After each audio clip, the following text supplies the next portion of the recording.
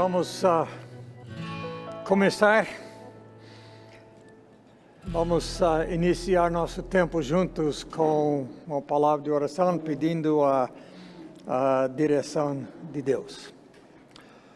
Senhor nosso Deus, obrigado pelo privilégio que nós temos de examinar este assunto.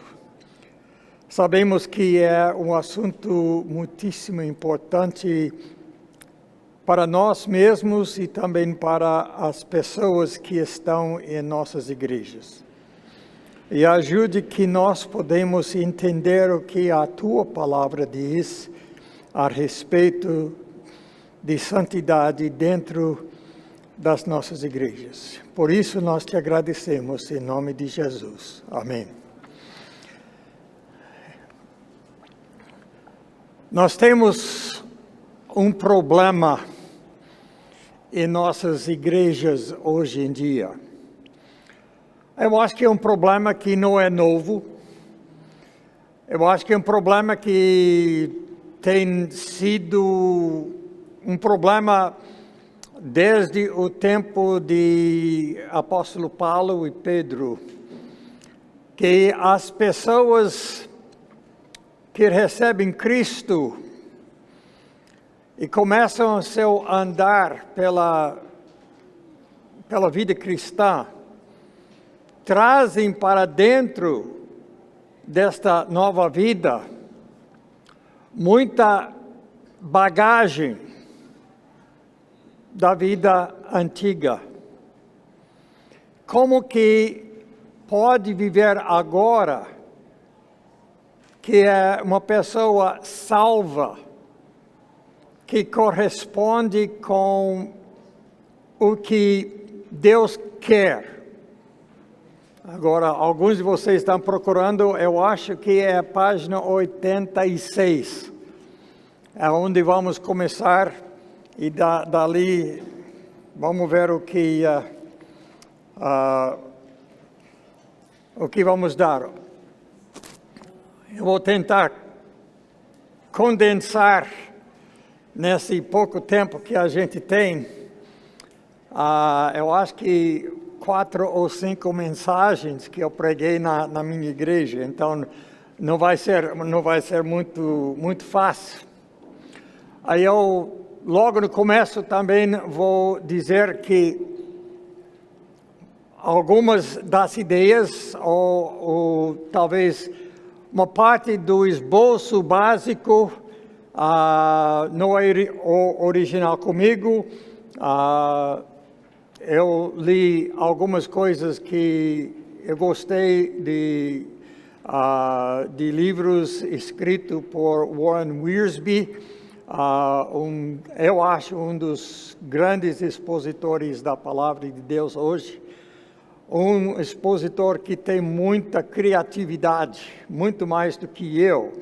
Então, eu tenho que emprestar as ideias de muitas outras pessoas. Então, eu faço isto aqui. Uma das coisas que nós podemos notar logo no começo é a santidade não é uma lista de coisas a fazer ou não fazer. A santidade não é visto principalmente pelo que nós fazemos exteriormente. Muitas vezes, quando eu era jovem, crescendo logo cedo no meu ministério, eu falei muito sobre coisas que crentes devem ou não devem fazer. Na minha juventude, no lugar onde eu fui criado, um crente que vivia uma vida relativamente santa, não bebia, não tinha problemas com drogas naquela época, faz muitos. Tinha, mas não era um problema realmente aí. Não frequentou o cinema, Sempre não tínhamos o internet para fazer, porque não existia essas coisas. Eu estou dizendo que eu sou talvez um pouco mais velho do que a maioria das pessoas aqui. Mas essas coisas eram evidências que a pessoa vivia uma vida relativamente santa. Mas, ao mesmo tempo que não fazia certas coisas e fazia certas outras coisas que as pessoas olhando para a minha vida poderia me julgar um crente, eu diria, relativamente espiritual, porque eu não fazia muitas dessas outras coisas. Mas será que o meu amor para com Deus e para com Jesus Cristo era a razão porque eu fazia estas coisas? Parcialmente sim, mas eu tenho que ser honesto e dizer que nem sempre. Eu fazia porque era esperado que eu fazia estas coisas. Agora, quando a gente começa a estudar a palavra de Deus, e como tem sido apresentado aqui até hoje, ontem à noite, principalmente e também hoje de manhã, nós temos que entender como Deus é. Como é Deus em sua essência,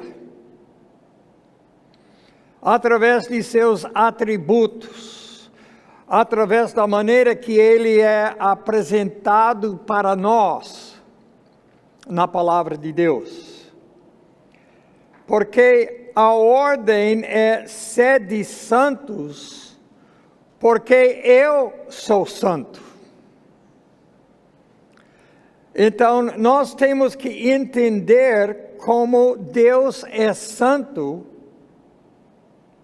para que nós também sejamos santos como Ele.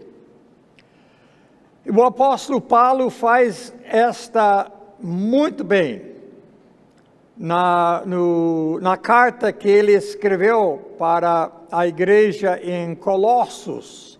Então, nós vamos gastar nosso tempo hoje olhando algumas coisas aqui no livro de Colossenses. Vocês podem abrir suas Bíblias para lá. Em capítulos 1 e 2, e eu não vou tentar expor esses dois capítulos, porque de outra forma, mas dizendo quase a mesma coisa, ontem à noite os dois pregadores falaram sobre a santidade de Deus e como Deus é santo. Paulo expressa como Cristo é santo porque Ele é Deus. Em Jesus Cristo nós temos toda a plenitude de Deus. Tudo que Deus está visto ou é visto em Jesus Cristo. Então, ele explica todas essas coisas em capítulos 1 e 2. E quando chega para capítulo 3, ele faz o que é o costume dele em quase todas as suas cartas. Ele explica a doutrina, como é Cristo, e depois ele passa tempo explicando o dever nosso. Porque Deus é assim, nós devemos ser assim.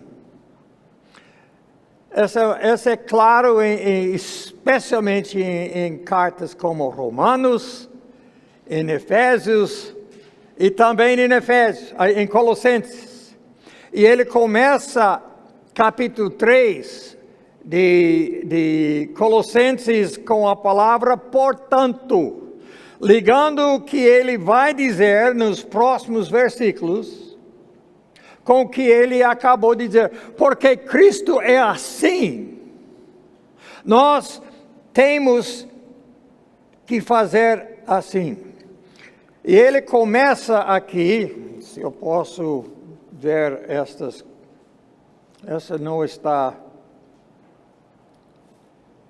agora como que, até aqui, se você, não sei o que, você não tem que olhar para a minha cara lá, aí.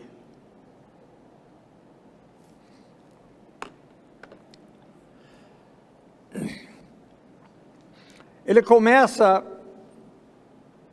dizendo que desde Cristo é assim. Nós temos, ele explica como nós estamos relacionados com Cristo, em versículos de 1 a 4, a nossa união com Cristo. E nós temos que buscar o celestial por causa de tudo isto. E em versículos 1 a 4, ele fala aqui que nós temos que buscar o que é celestial, o que é lá nos altos. Se fostes ressuscitados juntamente com Cristo, buscai as coisas lá do alto. Então, seja santo, como Cristo é santo, lá no alto. Então, essa é a ideia. E ele menciona e enfatiza aqui como nós podemos ou devemos fazer isso por causa da nossa união junto com Cristo. Nós fomos, em primeiro lugar, nós morremos com Cristo. Não somente que quando Cristo morreu, nós morremos. Cristo não somente morreu pelos nossos pecados, mas ele morreu ao pecado. E nós somos unidos em Cristo. Para que quando Cristo morreu para os nossos pecados, nós sendo unidos com Ele, estamos mortos com Ele ao pecado.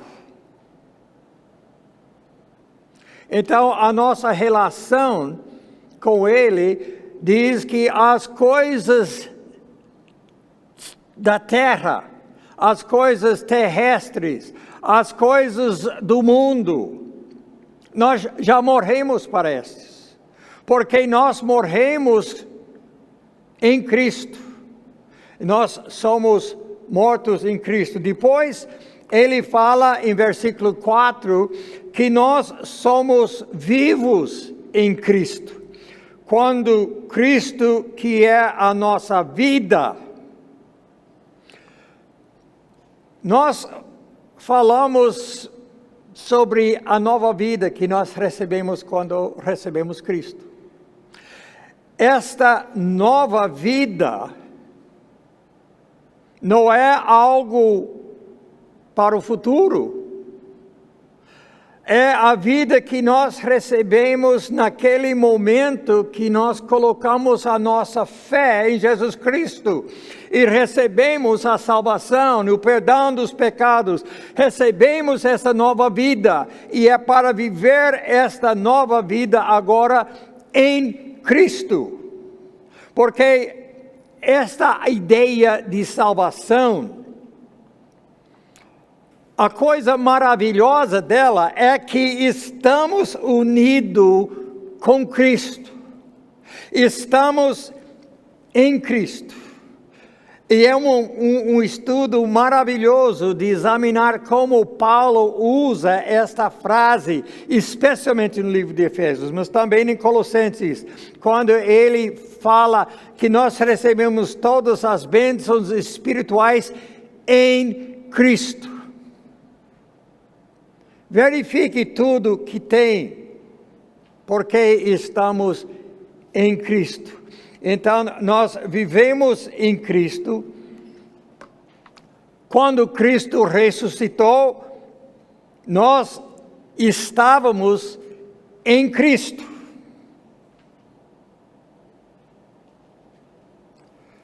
Esta ressurreição que nós temos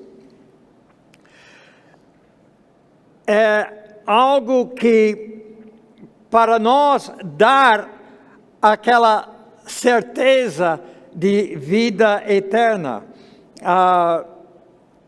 Nossa posição de estar ressuscitados com Cristo nos coloca numa posição exaltada.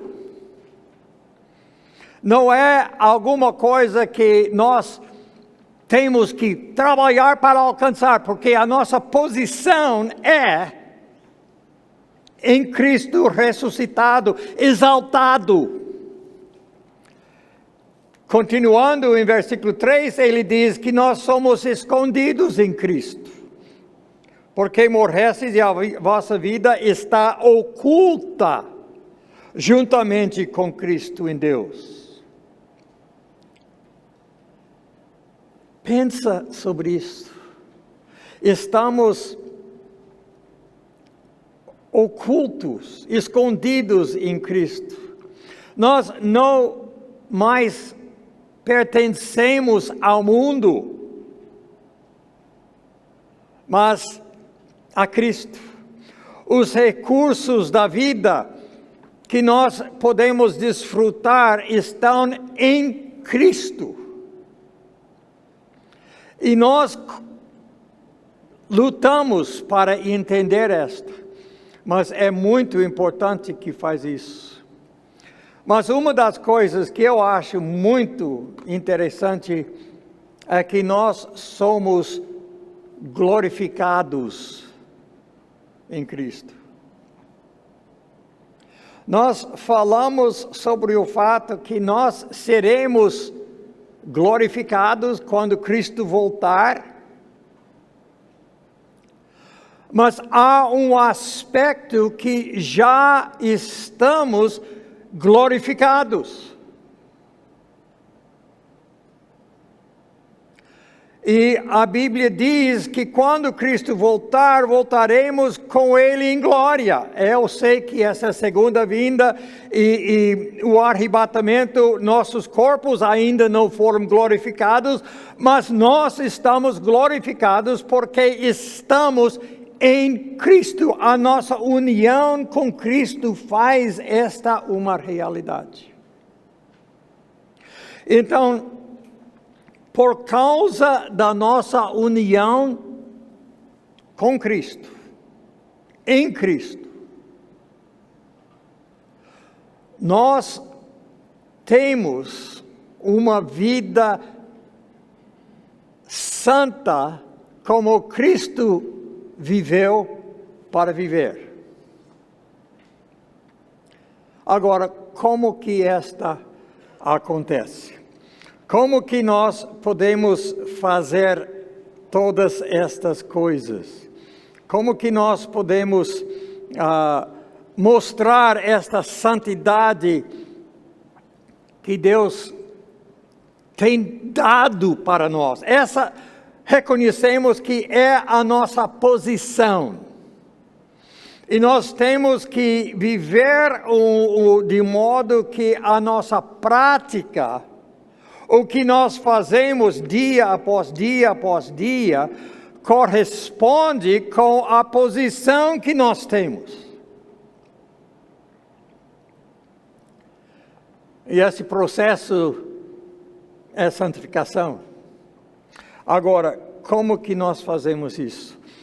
Em versículos 6 a 9, ele nos diz que a primeira coisa negativa é que nós temos que matar o terrestre.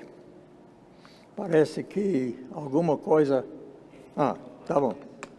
Nós temos que matar o terreno. Muitas vezes nós não gostamos de falar sobre coisas negativas.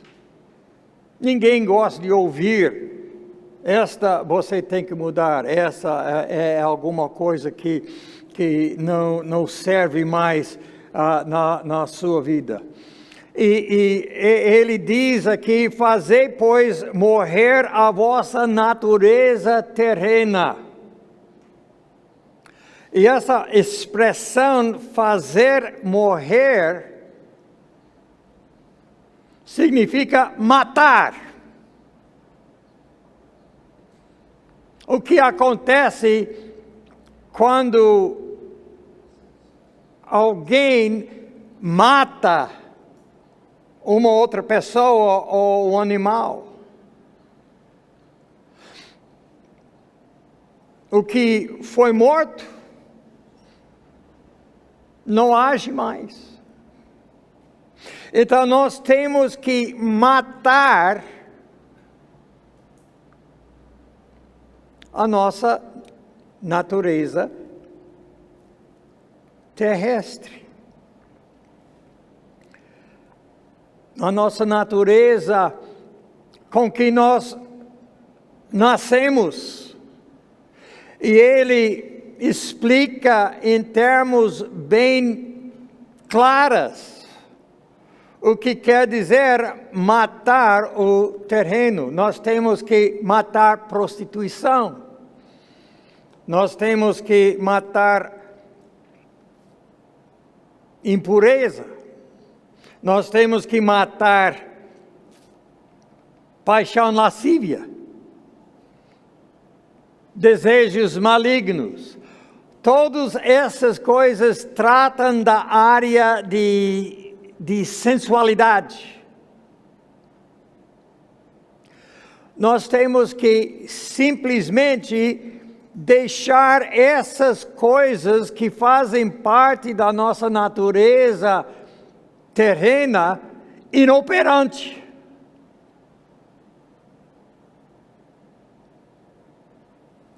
Mas ele não para aí. Avareza. Agora, avareza é a coisa que eu acho que todos nós temos dificuldades com isso.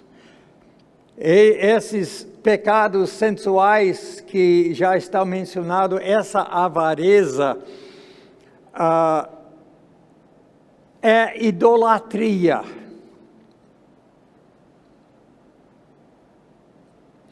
Quando qualquer coisa que é desta vida terrena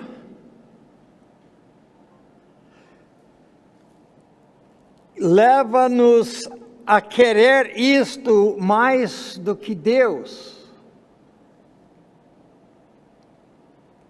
nós temos idolatria. Alguns exemplos que nós vimos, vocês também sabem, algumas pessoas têm um programa na igreja, por exemplo, sábado à noite. E as pessoas vêm e é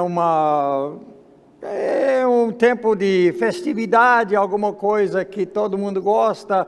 E termina um pouco mais tarde do que normal, e as pessoas voltam para suas casas. E quantas dessas pessoas não levantam para chegar à escola bíblica dominical? Eu fiquei cansado.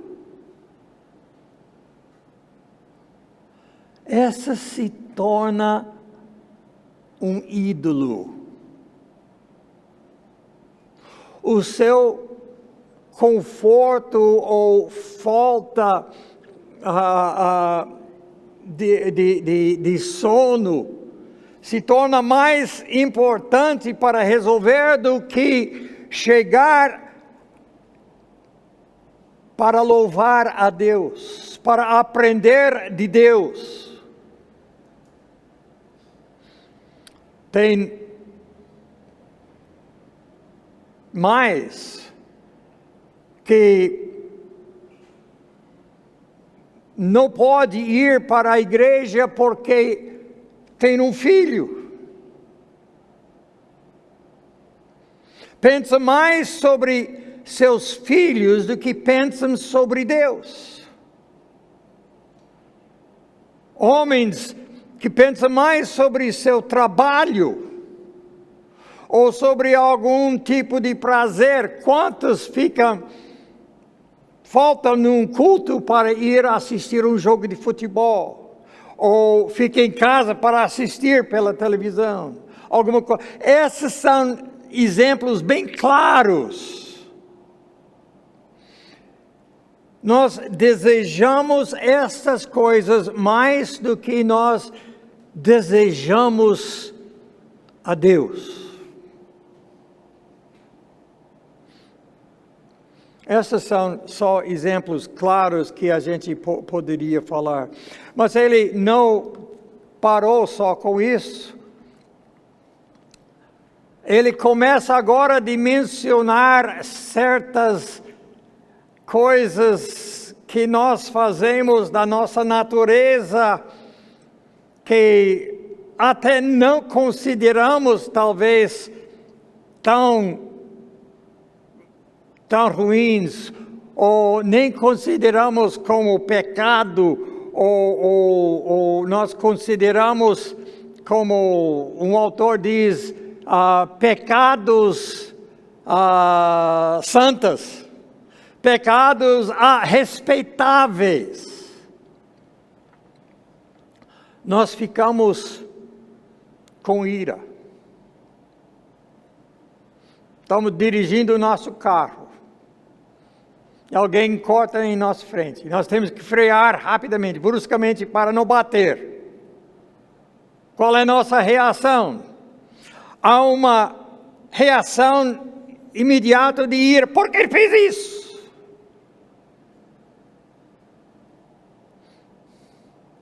É poucas pessoas que quando uma coisa dessa acontece, diz, graças a Deus que ele passou na minha frente. Então, esse tipo de reação, nós temos que fazer morrer. E essas coisas até vêm de nossa natureza normal. Depois da ira, nós temos a indignação. Uma explosão de raiva. Nossa, ele fez isso. Eu vou. E nós temos que tomar cuidado disso. Aí ele fala sobre maldade. Fazemos alguma coisa que é prejudicial a uma outra pessoa. Mas ele mereceu.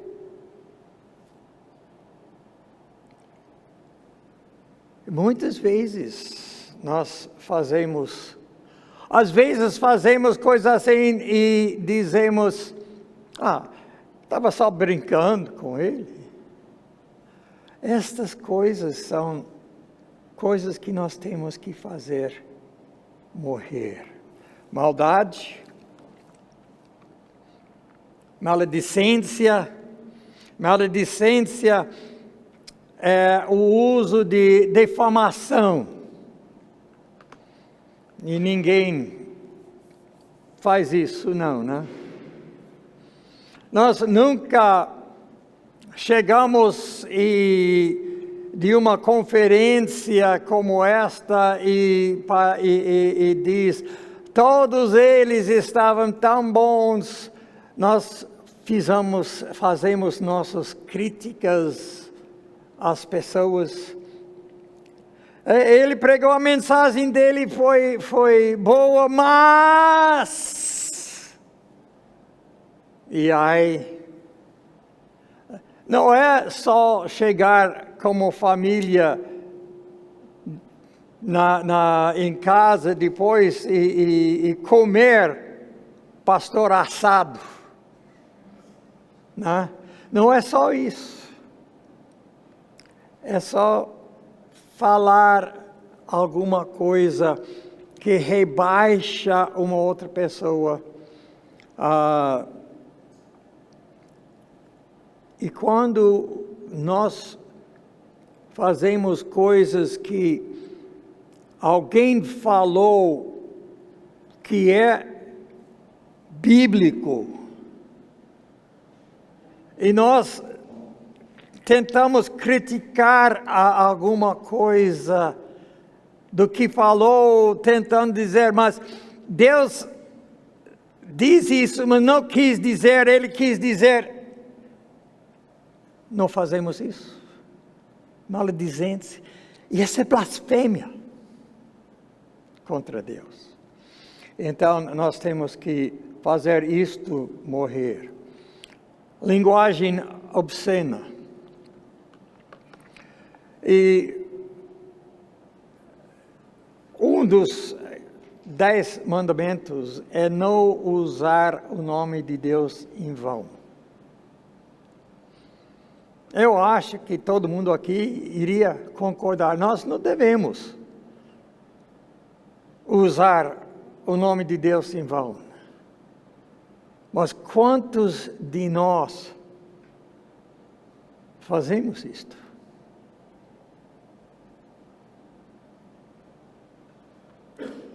Quantos permite a expressão, oh meu Deus, sobre qualquer coisa? E essa se torna cada vez mais comum em nossa linguagem. Ficamos perturbados quando pessoas usam expressões assim. Ah, mas essa é uma expressão comum. Não. É o uso do nome de Deus em vão. Às vezes substituímos para outra coisa.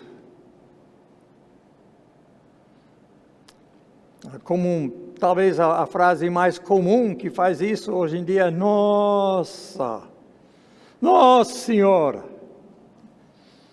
Substituindo Deus para um ídolo. E assim por diante. Nós ouvimos essa aí e não ficamos perturbados. Se estamos unidos com Cristo, nós devemos ter um desejo de ver Cristo sempre exaltado. E o nome de Deus exaltado, e quando usamos em frases comuns como esta, nós não estamos fazendo isto. Então, muitas vezes não usamos palavras de baixo escalão e essas coisas, mas nós usamos essas outras coisas. Mentiras. Nós dizemos, mas eu não falo mentiras, né? Todos os políticos dizem, mas quando eu falo, eu sempre falo a verdade. Eu poderia falar algumas coisas, mas não vou fazer.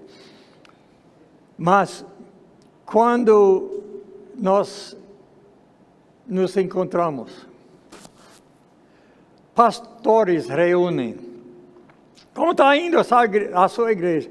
Está indo bem, a frequência está boa? Sim, nós estamos.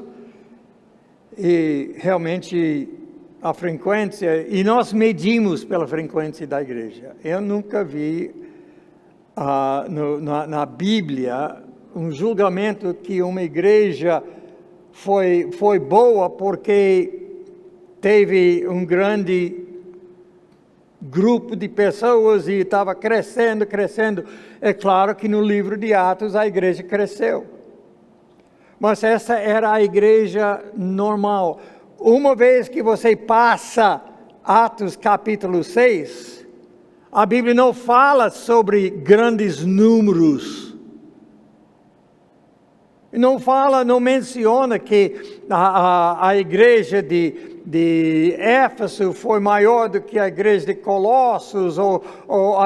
Você não sabe nem quantas pessoas foram. Pode ser que essas igrejas foram grandes. Pode ser que tinha centenas ou até milhares de pessoas que frequentavam essas igrejas. Mas também pode ser que não teve tantas pessoas. O número de pessoas não é tanto, mas nós enfatizamos isto. E nós pensamos que nós temos que exagerar um pouco para... Mas por quê? Quando você exagera de propósito, é uma mentira.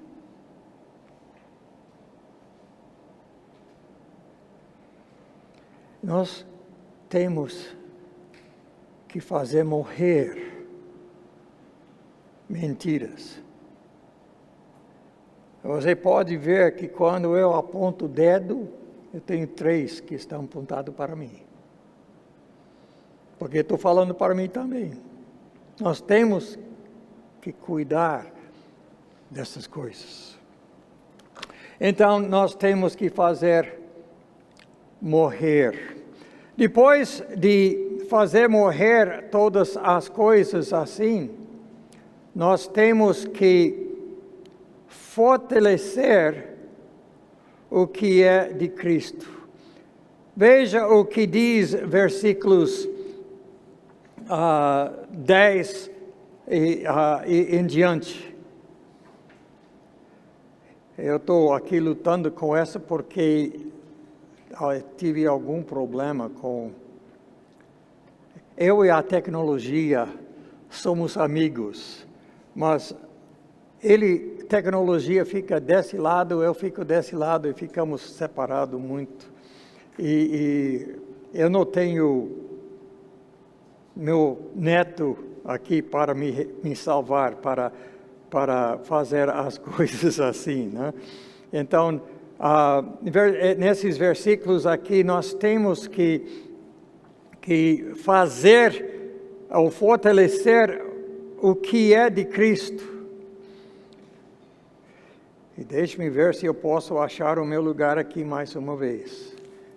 Alguma coisa continue surgindo aqui.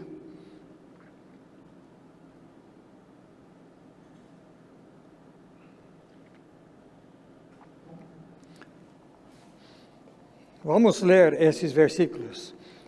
E vos revestistes do novo homem, que se refaz para o pleno conhecimento, segundo a imagem daquele que o criou, no qual não pode haver grego nem judeu, circuncisão nem incircuncisão, bárbaro, cita, escravo, livre, porém Cristo é tudo em todos. Então, porque somos vivos em Cristo e porque nós temos matado a natureza terrena, nós temos que procurar as coisas lá de cima. Nós temos que fortalecer em nossas vidas as coisas que são de Cristo.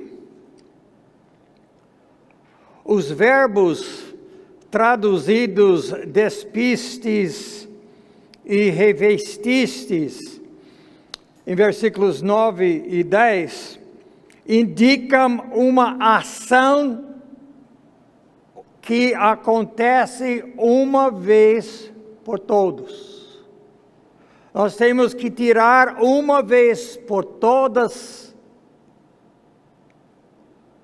as coisas terrestres e revestir uma vez por todos o novo homem. Mas, quando nós continuamos, o verbo traduzido refazer é um verbo de presente continua. É claro que quando nós recebemos Cristo, recebemos essa nova vida que é totalmente santo.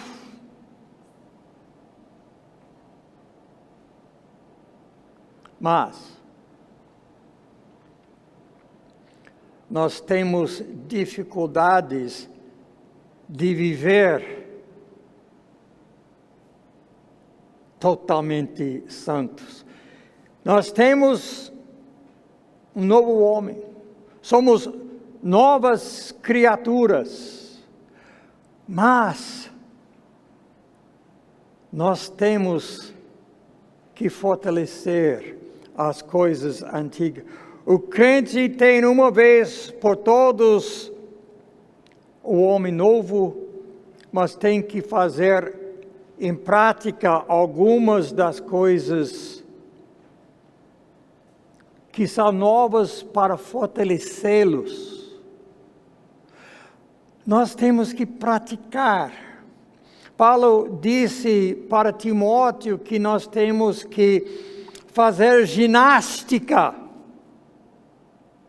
para fortalecer a nossa nova vida. Há uns 2, 3 anos atrás, eu comecei a sentir muitas dores na minha coluna. Aí eu fui ao médico. E eles tiraram raio-x, eles fizeram ressonância e tudo, e constataram que eu tenho alguns problemas pequenos na coluna. E quando eu fico sentado muito tempo, aí começa a dor. E o médico disse, o seu caso não é caso de cirurgia. O seu caso é o caso de fortalecer os músculos em volta desse lugar, para os músculos sustentar e vai aliviar a dor. E recomendou que eu comece a fazer pilates. Agora faz pouco mais de 2 anos que estou fazendo pilates.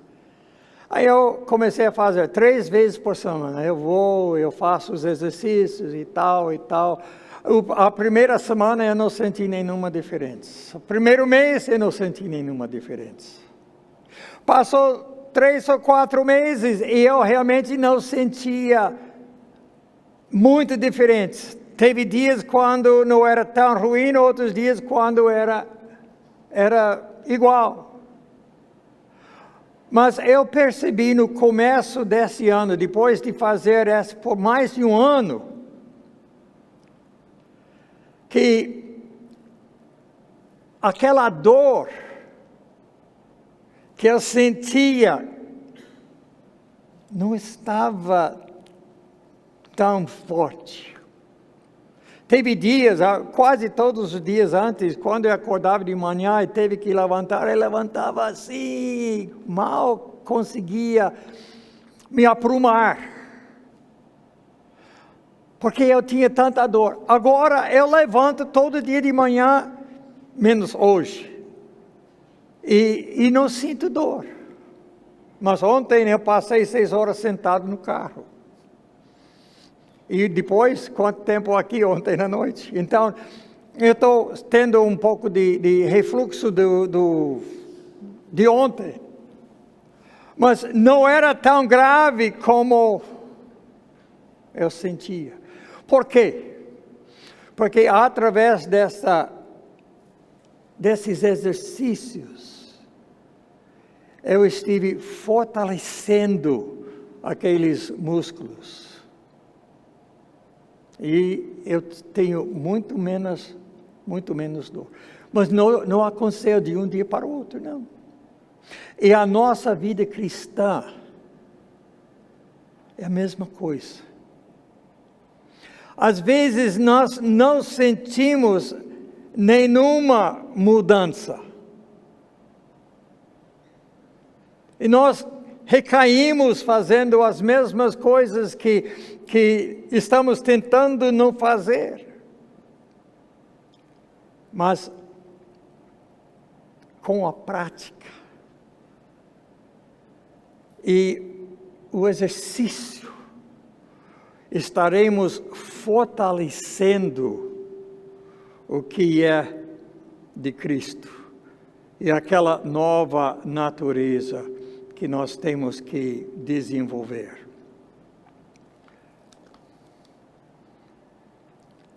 E nós temos então que ter os motivos certos.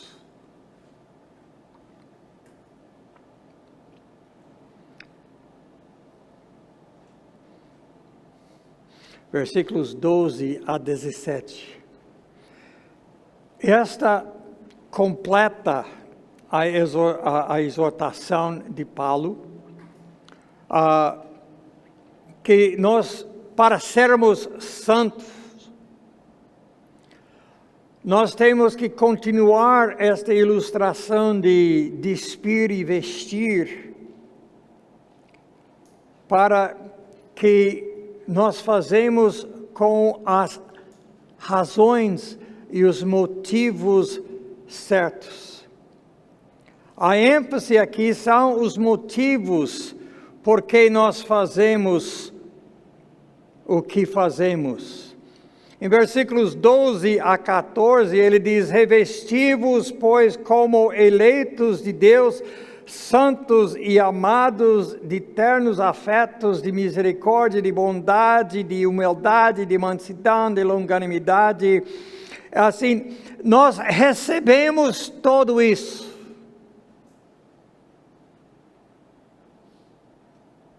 Como? De graça. Motivo número 1 para fazer o que Deus fez é a graça de Jesus Cristo.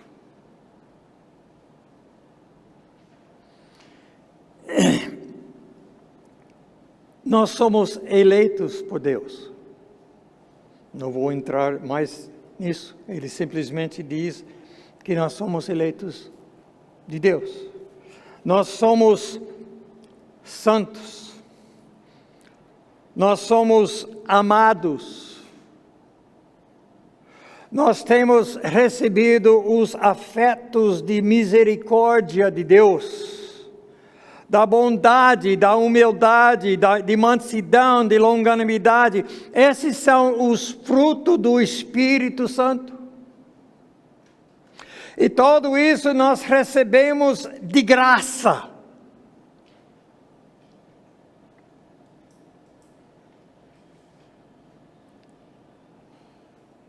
E nós devemos fazer as coisas por causa da graça de Deus. Mas não é somente isso. Deus nos escolheu. Nós temos que lembrar, como Spurgeon falou, você vê o portal que diz aí escrito: todo que quiser, entre. E você entra. Eu escolhi de receber Cristo. E você toma alguns passos e olha para trás, e você vê escrito: antes da fundação do mundo, eu te escolhi. Nós escolhemos sim. Nós tomamos a decisão de receber Cristo como nosso Salvador. Mas de uma forma que eu não posso explicar. Deus fez a nossa vontade corresponder com o fato que Ele me escolheu. E porque Deus resolveu escolher uma pessoa insignificante como eu, como que eu não posso viver com santidade?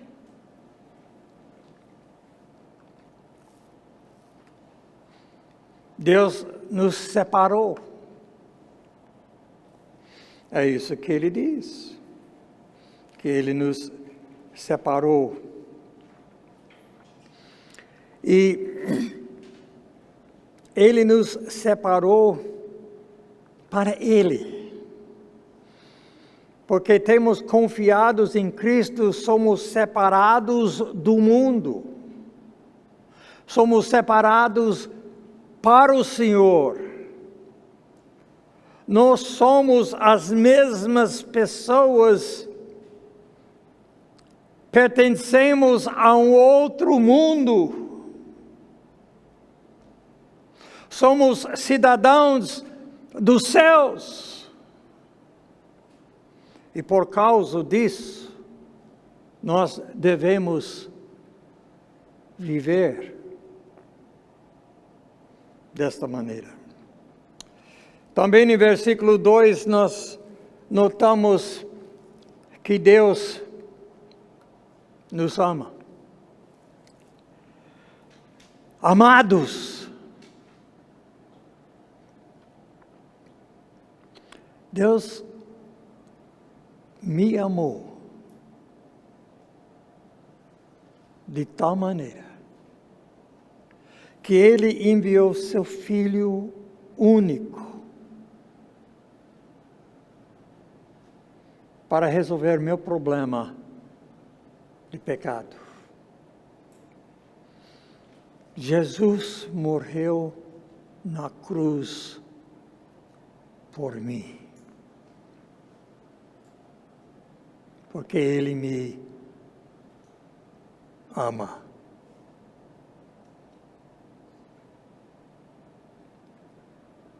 Como que eu posso viver de maneira que contraria Ele?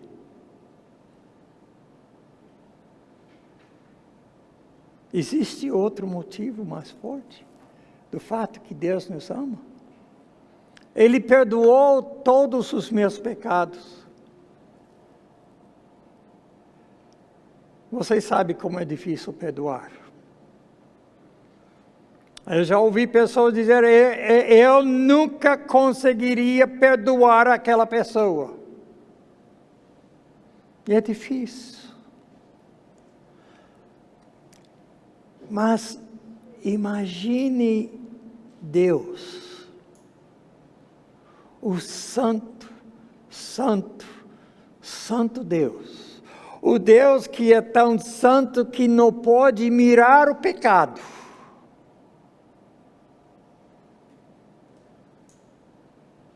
Me viu cheio de pecado.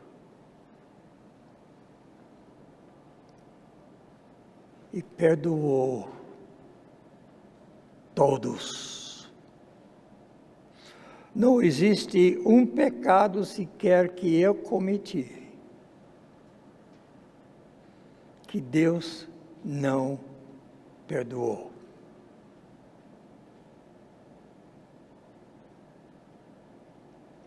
Esse deve ser motivo para eu viver em santidade. Assim nós temos que revestir de afetos, de misericórdia. Nós temos que revestir de bondade. Nós temos a paz de Cristo.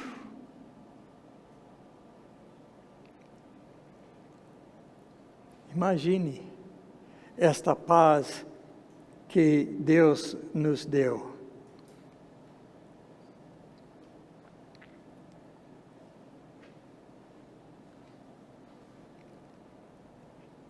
Éramos inimigos.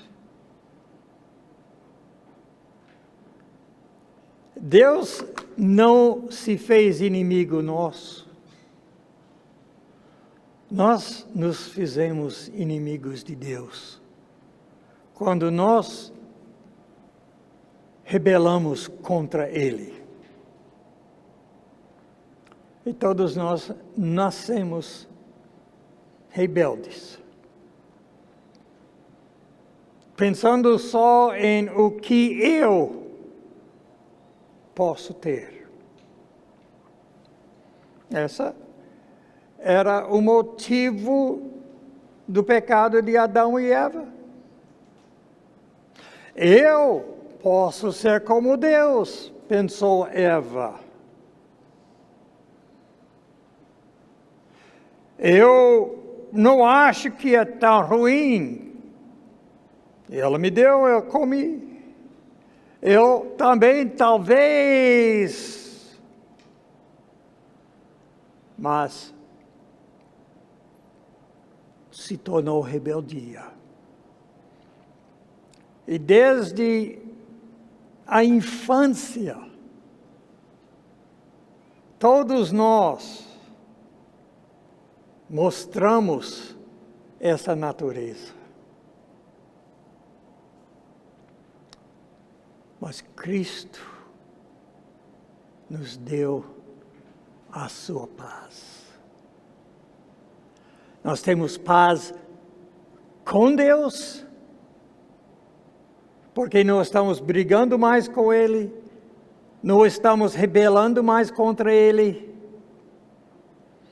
E nós temos a paz de Deus dentro de nós, sabendo que esse Deus Santo, com quem nós somos unidos, está sentado no trono,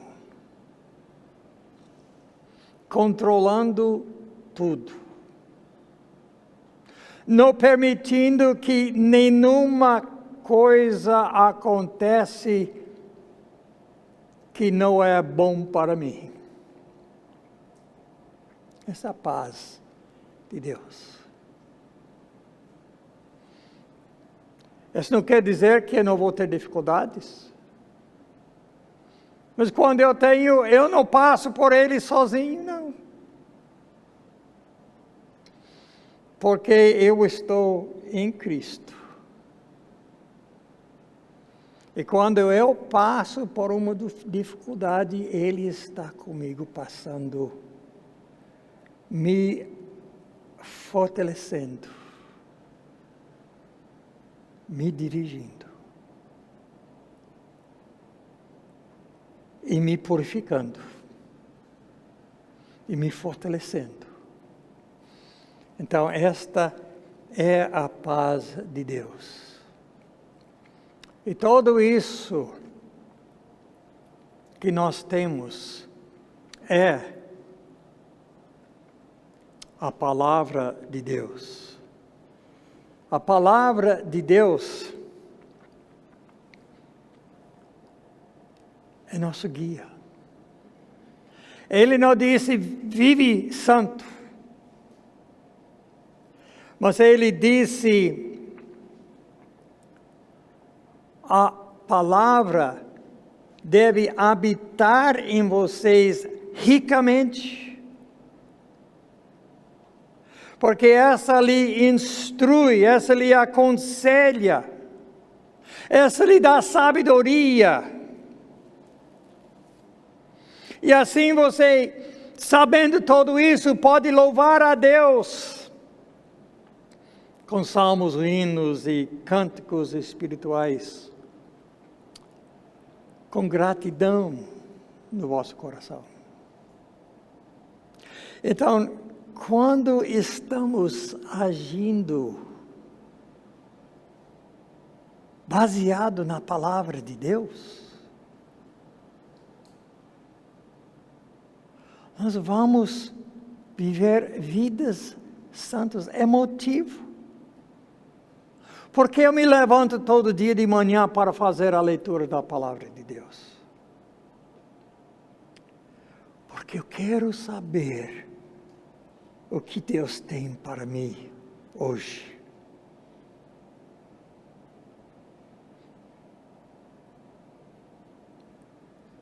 E é só através da palavra de Deus que eu vou saber.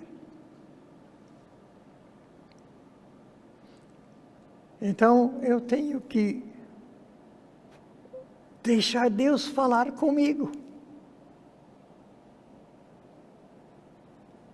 E Ele fala, dia após dia, após dia. É incrível como Deus ajuda quando este é o seu motivo para fazer a leitura da palavra de Deus. Ontem, antes de viajar, eu sabia que eu tinha uma viagem de 6 horas. Eu tinha que resolver várias outras coisas. Quando eu fui para a cama domingo à noite, eu pensei, como que eu vou acordar? Eu não falei nada para a minha esposa. Mas eu pedi a Deus, Deus, eu preciso que você fale comigo amanhã. Eu preciso ler a tua palavra. Faz com que eu acordo a tempo para fazer a minha leitura bíblica antes de viajar, antes de resolver todas essas outras coisas. Você sabe que horas que eu acordei? 4:50. Normalmente eu acordo 6, 6:30, 7 horas. Mas eu tive tempo ontem de passar aquele tempo com o Senhor. E essa não é uma coisa que acontece uma vez ou outra. Essa acontece vez após vez após vez. Eu não marquei, não acertei um despertador, não. Às vezes eu falo para minha esposa, porque ela sempre acorda antes de eu, menos ontem. Quando ela levantou, ela veio e disse, você já está acordado? Eu disse sim. Era surpresa para ela. E esta é o que nós temos que procurar de saber a palavra de Deus. E nosso cântico, agora está coberto aí, nosso cântico... Com gratidão. Você já agradeceu a Deus? Porque Ele lhe acordou de manhã? Você agradeceu a Deus quando você teve a oportunidade de chegar e cantar um salmo ou um hino ou um cântico espiritual?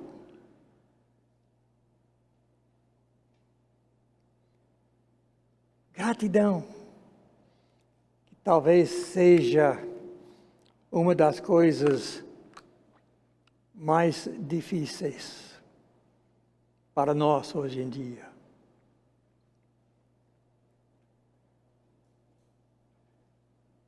A ordem é de agradecer a Deus por tudo, mas quantas e quantas vezes, em vez de agradecer a Deus, ficamos como Israel, resmungando.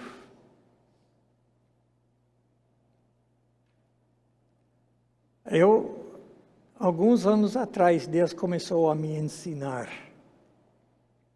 esse aspecto de gratidão, de agradecer a Ele por tudo. E é maravilhoso de poder agradecer a Ele, seja o que for que Ele permite.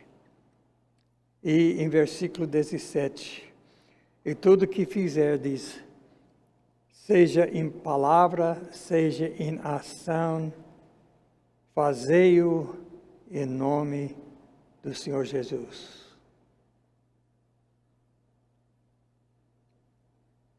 Fazer em nome de Jesus.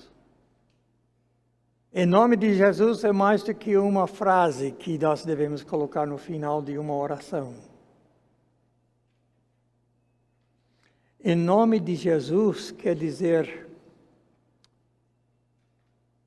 com a autoridade de Jesus. Tudo que fazemos, tudo que falamos, cada ação deve ser feito pela autoridade de Jesus Cristo. Ele autoriza a sua vontade.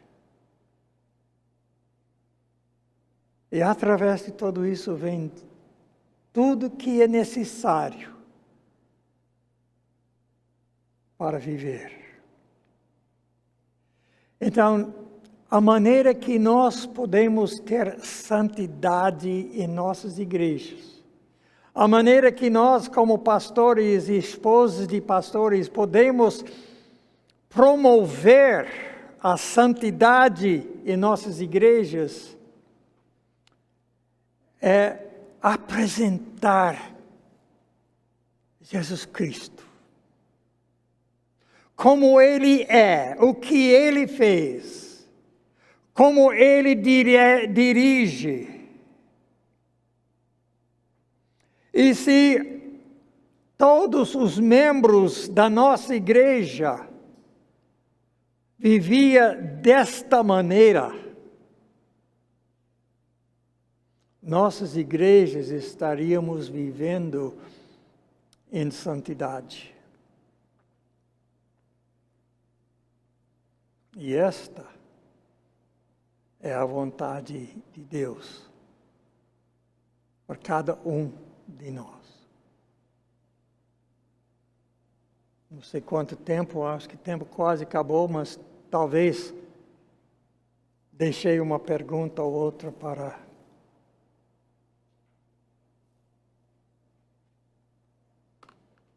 você. Se não, então vamos ter uma palavra de oração. Se nosso Deus ajude que nós podemos viver vidas santas. Mas não somente viver vidas santas, mas promover a santidade nas vidas das pessoas das nossas igrejas. Porque é em nome de Jesus que pedimos. Amém. Obrigado.